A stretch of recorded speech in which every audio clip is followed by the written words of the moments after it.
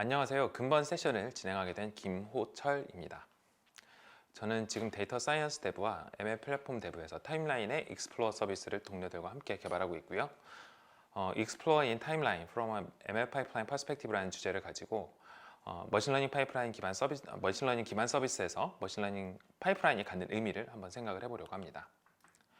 먼저 이번 세션의 아젠다고요. 우선 익스플로어 서비스에 대해서 먼저 소개를 드리고 일반적으로 이야기하는 머신러닝 파이프라인이 무엇인지 소개를 하려고 합니다.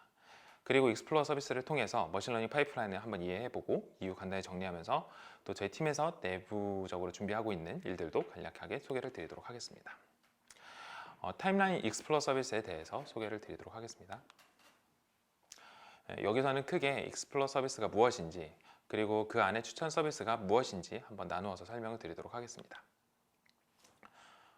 보시는 바와 같이 아래쪽 가운데에 있는 타임라인 버튼으로 타임라인 메뉴로 진입을 하시게 되면 좌측과 우측 그림에서 표시를 해놓은 것처럼 표시해놓은 부분들을 통해서 타임라인 익스플로러 서비스로 접근할 수 있습니다. 서비스에 진입을 하게 되면 이와 같이 익스플로러 서비스 메인 화면이 노출이 되는데요. 기존 타임라인과 비교했을 때 직관적으로는 UI가 조금 다르다고 할 수 있습니다. 그러니까 익스플로러 메인 화면에서는 여러 개의 포스트가 한 번에 보여준다는 점이 좀 다르다고 할 수 있고요. 또 타임라인 익스플로러와 타임라인이 모두 유저와 포스트가 기본적인 구성 단위라고 할 수 있지만 익스플로러에서는 기존 타임라인과 같이 어떤 유저에 대한 정보가 노출되지는 않고 포스트만 노출된다라는 차이가 있습니다. 그래서 유저가 좋아할 만한 또 잘 개인화된 포스트를 제공하는 것이 타임라인 익스플로러의 추천 서비스라고 할 수 있겠습니다. 추가적인 시나리오로 이 메인 화면에서 포스트를 하나 선택을 하게 되면 이와 같이 클릭한 포스트와 연관된 포스트를 보여주도록 되어 있습니다. 여기서 유저가 어떤 포스트를 선택했다는 것은 유저가 이후에도 이러한 것을 좋아할 것이다 라는 정보를 이해할 수 있고요. 마찬가지로 연관된 포스트에 대해서 보여줄 때 여기에 리액션을 해주는 것도 같은 의미로 이해를 할 수 있습니다. 그래서 모델 훈련 시에는 이러한 정보가 담긴 로그를 다시 반영을 해가지고 추천을 하는데 반영을 하게 되도록 합니다. 추천 로직에 관련돼서는 작년에 데브데이에서 이종님께서 소개하는 세션을 진행을 해주셨는데요. 기본적인 내용은 한번 그 세션을 다시 돌아보시는 것도 도움이 될 것 같습니다. 이런 시나리오를 한번 생각을 해보면 저희가 추천을 위해서 사용 가능한 어떤 정보들을 찾아볼 수 있을 것 같은데요. 먼저 유저의 포스트에 대한 그러니까 어떤 포스트에 대한 액션을 통해서 유저가 좋아하는 어떤 선호도 혹은 유저에 대한 카테고리 같은 정보를 뽑아낼 수 있을 것 같고요. 그리고 포스트 자체가 가지고 있는 콘텐츠 같은 정보도 중요하다고 할 수 있겠습니다. 그리고 저희 라인은 여러 가지 패밀리 서비스를 가지고 있는 만큼 다른 서비스에서 발생하는 데이터들도 일부 사용을 하고 있습니다.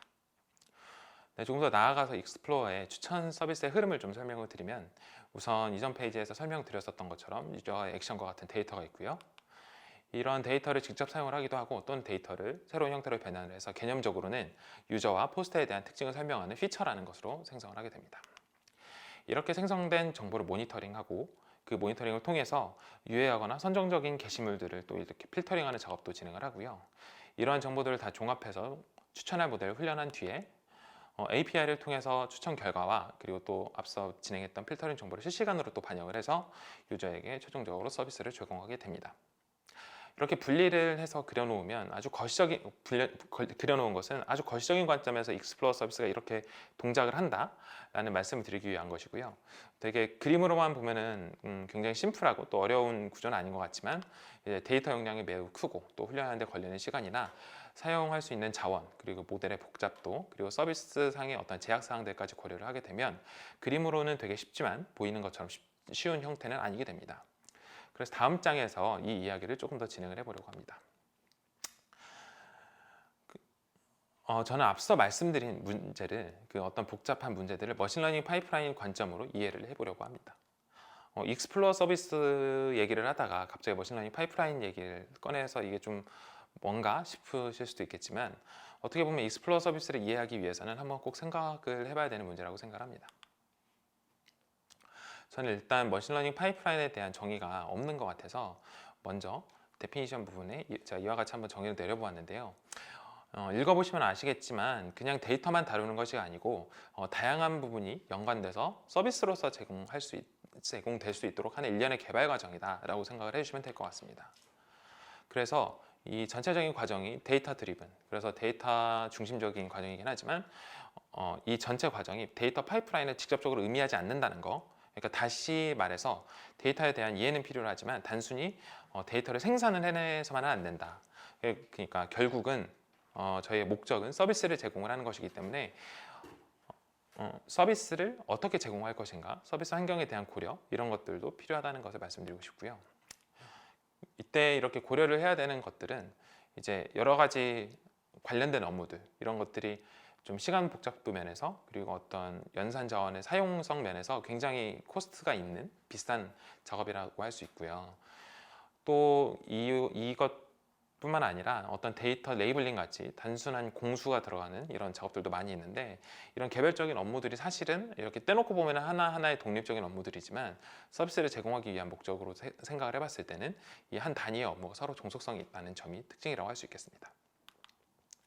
말씀드린 것을 좀 예를 들어서 설명을 드리기 위해서 타임라인 익스플로러 서비스를 가지고 한번 설명을 드려볼 텐데요. 저희 타임라인 익스플로러 서비스도 분류를 해보자면 머신러닝에 기반한 서비스고요.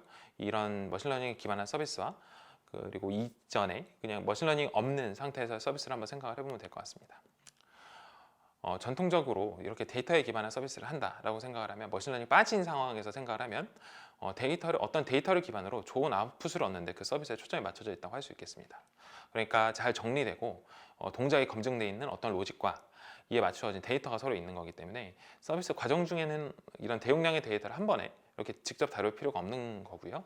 조금 더 과장을 해서 표현을 하게 되면 서비스 측면에서는 이런 데이터가 사용하는 데 문제 없을 정도로만 잘 저장이 되어 있으면 큰 문제가 없습니다. 하지만 머신러닝을 기반으로 하는 서비스는 모델을 만드는 과정이 추가로 일단 필요하고요.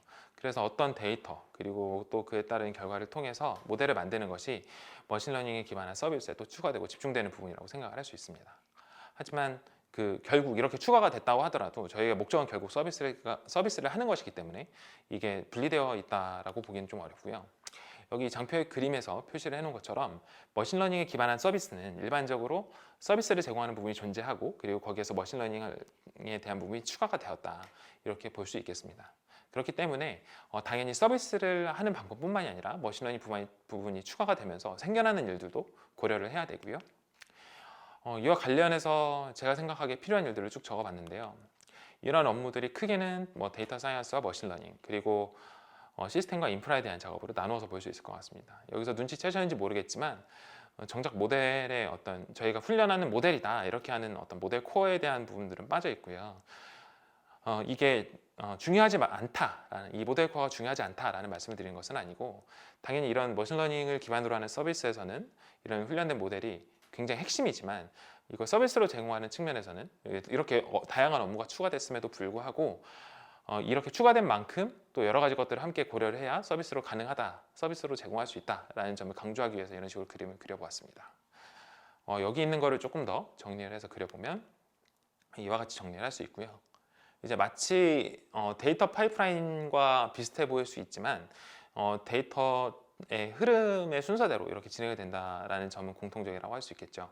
하지만 그 모델이 어떤 서비스 중에 실제로 서비스가 나가고 있는 중에 모델 훈련하고 서빙하는 부분이 일반적인 데이터 추가되었다는 게 일반적인 데이터 파이프라인과 좀 차이가 있는 부분이다라고 볼 수 있을 것 같습니다. 예, 그렇다면 이제 익스플로러의 추천 서비스를 가지고 머신러닝 파이프라인을 한번 이해를 해보려고 하는데요. 이 장에서는 먼저 저희가 사용하고 있는 인프라를 먼저 소개를 하고요.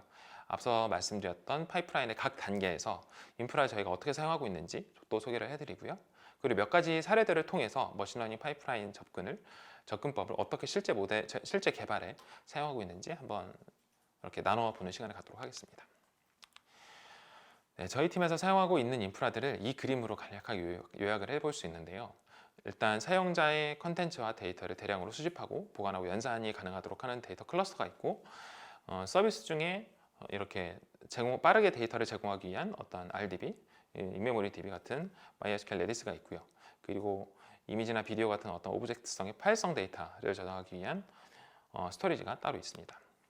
또 데이터 분석을 하고 또 모델링을 하기 위한 주피터 환경도 있고요. 이를 기반으로 서빙을 하기 위한 서빙 클러스터도 있고요. 그리고 여러 어떤 운영적인 이슈에 있어서 뭐 어떤 포스트는 이렇게 제거를 해달라, 어떤 포스트는 반드시 넣어달라 이런 요청이 있을 수 있기 때문에 이런 부분은 필터링 로직으로 분리를 해서 처리를 하고 있고요. 최종적으로는 API를 통해서 유저에게 실제 익스플로러 서비스를 제공하게 됩니다.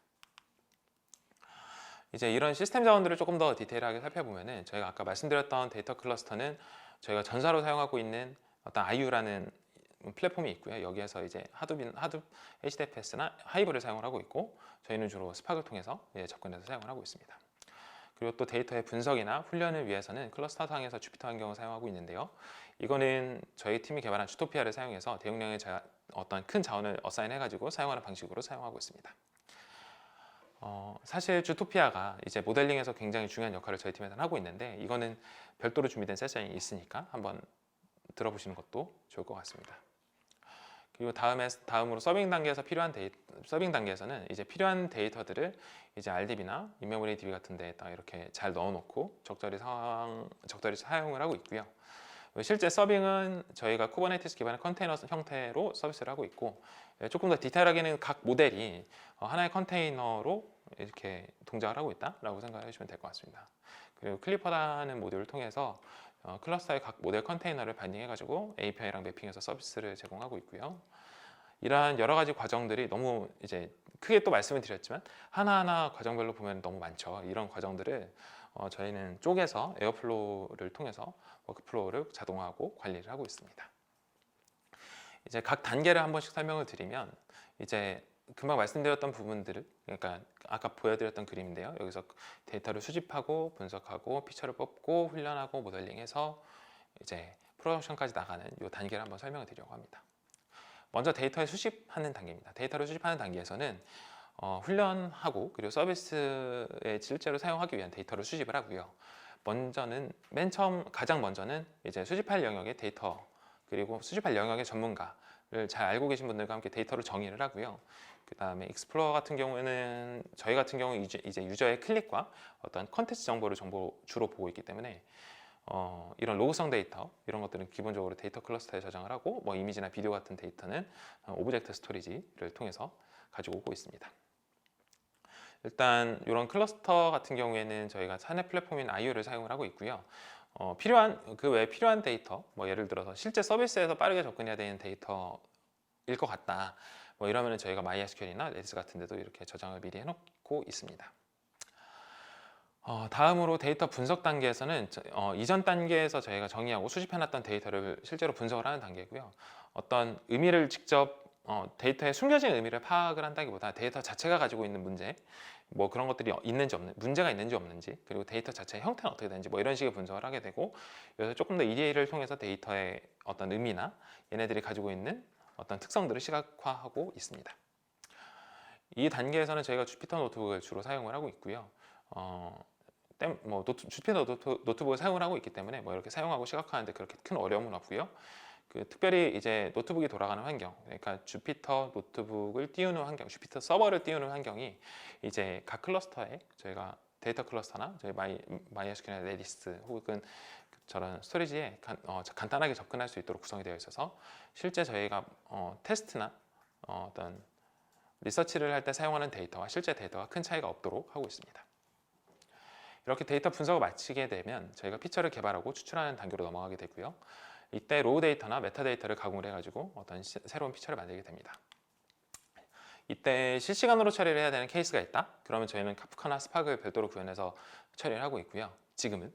그리고 시간 단위 혹은 일 단위로 이렇게 인터벌리하게 이렇게 배치로 실행을 해야 되는 경우는 저희는 주피터 노트북을 직접 실행을 한 형태로 처리를 하고 있습니다. 이렇게 생성되는 피처들은 저희가 일단은 하이브나 HDFS에다 기본적으로 저장을 하고요. 앞서 말씀드렸던 것처럼 만약에 필요한 데이터다, 정말 서비스에서 바로바로 사용을 해야 되는 데이터다 그러면은 MySQL이나 Redis에서도 사용을 하고 있습니다. 이렇게 피처까지 모두 준비가 완료가 되면 추천을 위한 실제 모델링을 진행을 하고요. 이 과정은 저희가 지금 주토피아, 아까 말씀드렸던 주피터 노트북 환경을 통해서 모델링을 진행을 하고 필요한 자원을 되게 편리하게 어사인해서 사용할 수 있는 형태로 사용하고 있습니다. 이런 모델은 저희는 지금은 매일 정해진 주기로 학습을 하고요, 훈련을 하고요. 그리고 여기서 만들어진 노트북들이 최대한 서비스로 바로 나갈 수 있도록 시미스하게 나갈 수 있도록 서비스할 수 있도록 저희가 준비해 놓고 그리고 그렇게 서비스를 하고 있습니다. 네, 서빙 단계에서는요, 이제 앞전 단계에서 모델링을 통해서 생성된 모델들을 통해서 인퍼런스를 모델들과 그리고 이걸 베이스로 인퍼런스를 진행하는 어떤 노트북들을 또 만들어 놓은 거, 요것들을 이제 컨테이너 형태로 만들게 되고요. 이걸 서비스로 제공할 준비를 하게 되고, 이제 인퍼런스 단계에서 특별히 이제 어떤 더 필요한 데이터들이 있다. 그러니까 뭐 이런 것들은 뭐 아까 말씀드렸던 그 MySQL이나 레디스 같은 데다가 이제 미리미리 또 넣어 놓기도 합니다. 이 단계에서 이제 실제로 서빙을 해야 되는 단계에서 바라보는 데이터들은 이제 보통 저희가 빨리 사용을 해야 되는 데이터라서 아예 모델 자체가 들고 있는 데이터든지 아니면 직접 뭐 DB나 레디스를 통해서 직접 가지고 오는 것을 상정하고 있습니다. 네, 프로덕션 단계는 이제 실제로 서비스를 사용하기 위한 단계다라고 생각을 해볼 수 있는데요. 이제 모니터링이나 AB 같은 어떤 테스트를 효율적으로 지원하기 위한 API 서버가 있고, 이걸 통해서 서빙 컨테이너에 연결을 해서 이제 실제로 서비스를 제공을 하게 됩니다. 그래서 각 단계에서는 그러니까 이 단계에서는 운영적인 어떤 측면에서 필요한 필터링 같은 정보들도 참고를 하게 되고요. 최종적으로 유저에게 직접 서비스가 나가는 단계다 이렇게 생각을 해주시면 될 것 같습니다. 그래서 모델이 뭐 동작을 하지 않아도 동작을 보장을 해야 되고요. 뭐 여러 가지 운영적인 요청 사항들도 여기서 처리할 수 있도록 하고 있습니다. 되게 간단하게 나타냈지만 되게 여러 가지 작업들이 있는데요. 사실 이런 작업들을 저희는 아까 말씀드렸던 에어플로우를 통해서 이런 작업들, 개발 작업들을 또 나누어서 정의하고 또 정리해서 의존성을 이렇게 만들어 놓고 관리를 하고 있습니다.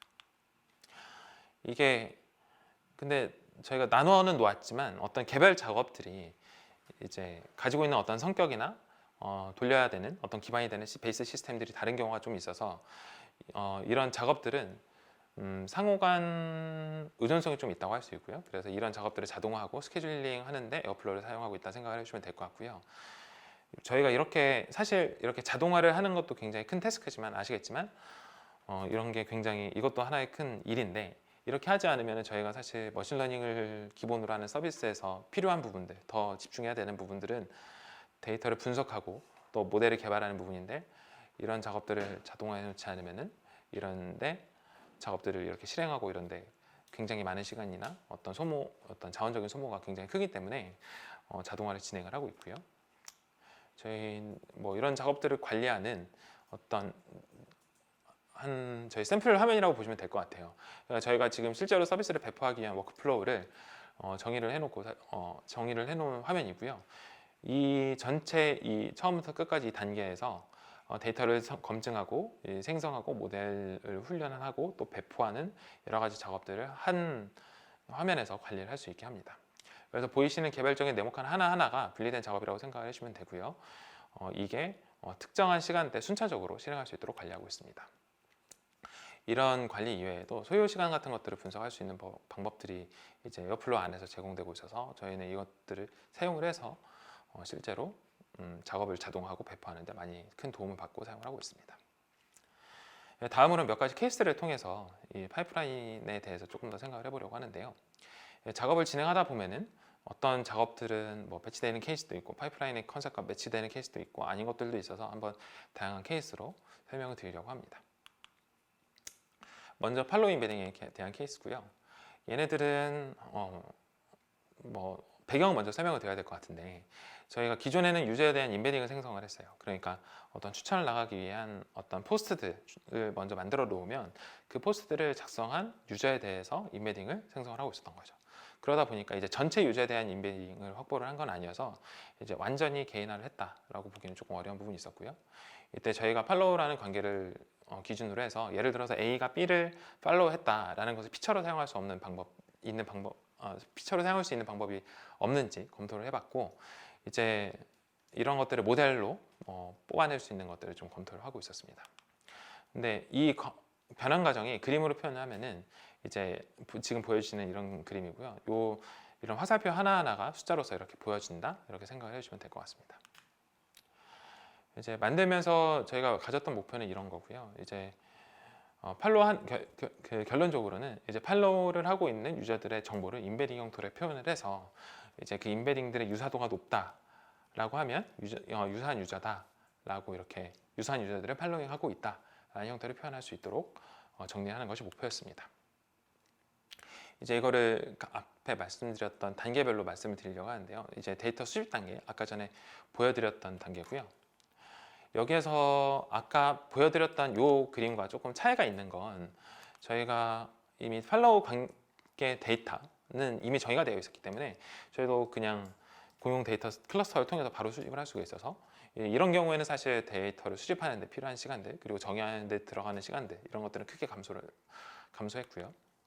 그리고 이제 분석을 할 때는 원래 데이터 원래대로라면 이제 데이터 자체에 대한 검증을 진행하는 단계인데 저희는 이 케이스에서는 팔로우 관계 데이터가 의미가 있는지 실제로 의미가 있는지 예를 들어서 어떤 유저가 팔로우를 한 수 혹은 평균적인 팔로워의 수 그리고 팔로워의 수가 많은 어떤 인플루언서들의 영향력이 정말로 큰지 이런 것들을 중심으로 분석을 했고요.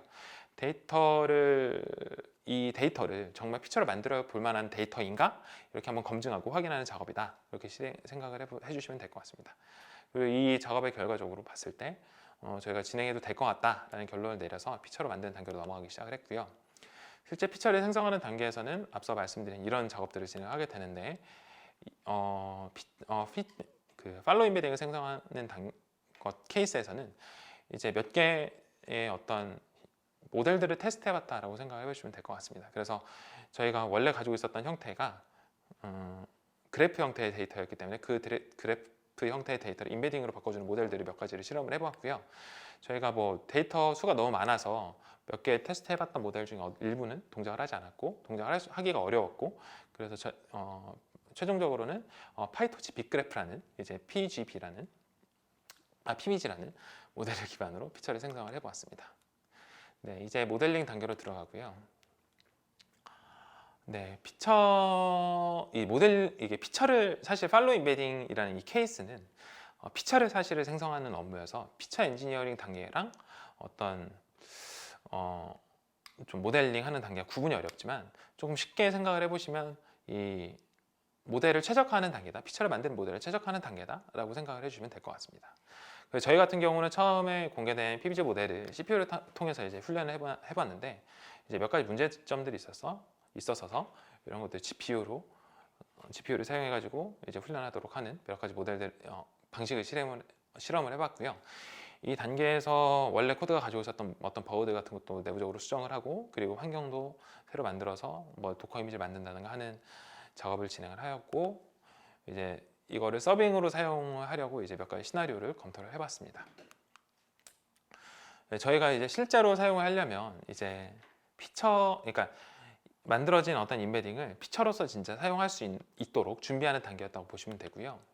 저희가 검토했던 시나리오는 이런 팔로우 인베딩을 기반으로 직접 그러니까 유저 대 유저로 어떤 유저 인베딩을 통해서 비슷한 유저를 추천을 해주는 시나리오 그리고 유저의 포스트를 추천을 해주는 시나리오 이 인베딩 기반으로 이렇게 두 가지를 생각을 해보았고 앞서 말씀드렸던 것처럼 저희가 별도의 환경이 필요했기 때문에 이제 도커 이미지를 만들어서 새로 클러스터를 통해서 이제 그 안에서 주피터 노트북을 만들어 놓고 그 노트북 안에서 모델링을 하도록 만들어서 실행을 했고요.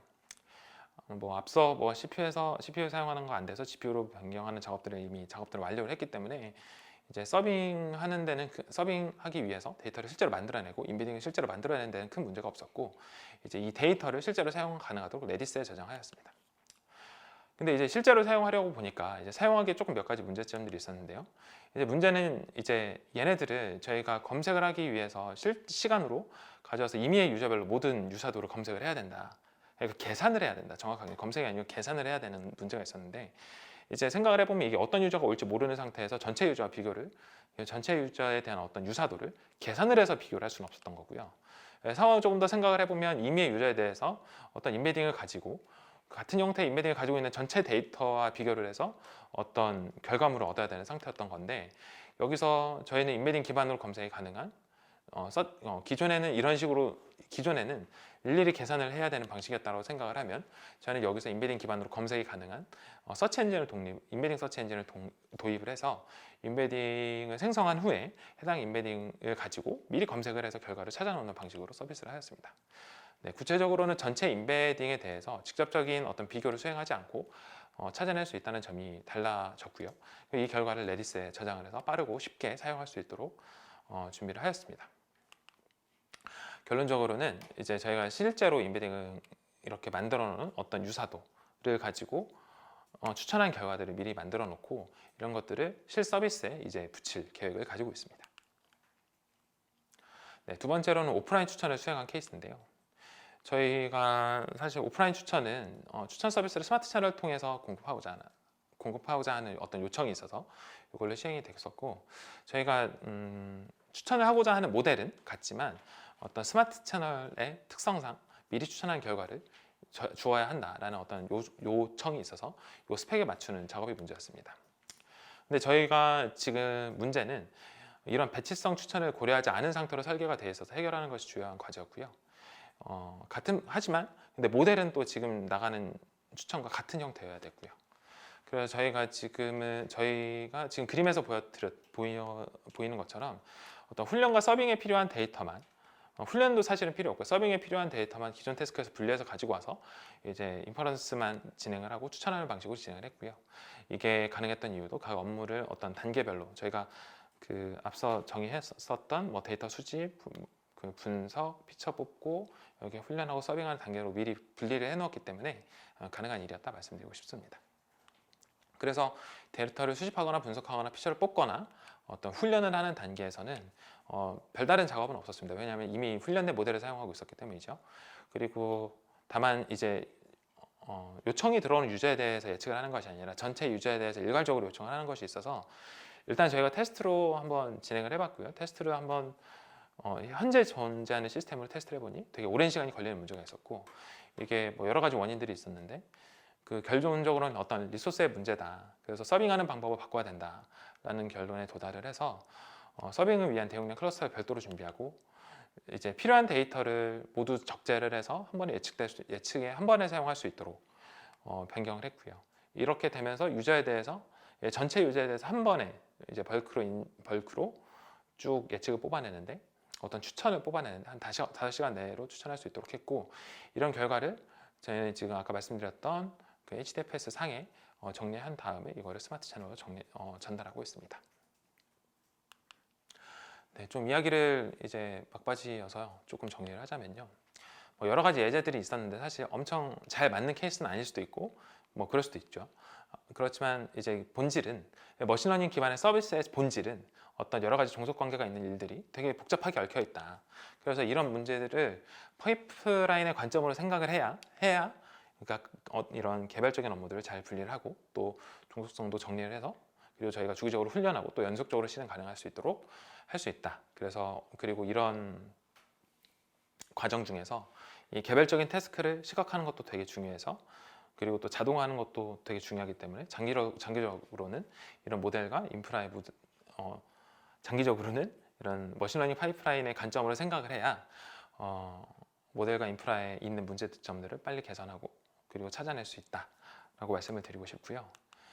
저희가 마지막으로 진행하려고 하는 일들을 소개하고 마치려고 하는데요. 저희가 서비스를 위해 개선하려고 하는 문제는 크게 서빙 환경이 같지 않은 점, 그리고 데이터 피처가 좀 분산되어 있는 점들인데, 저희가 지금 개발을 할 때는 주피터를 기본으로 하는 환경에서 진행을 하고 그리고 서빙 준비하면서 여러 가지 노트북을 이미지로 만들어서 배포하는 방식을 사용하고 있었는데요. 이런 방식을 자동화하기는 했지만 좀 개발하고 배포하는데 여전히 불편함이 조금 있었고, 이런 것들을 좀 개선을 하기 위해서 어떤 노트북을 그대로 가지고 개발 환경과 차이 없이 실행 가능하도록 테스트와 어떤 서빙하는 클러스터를 일치시키려는 작업을 하고 있고요.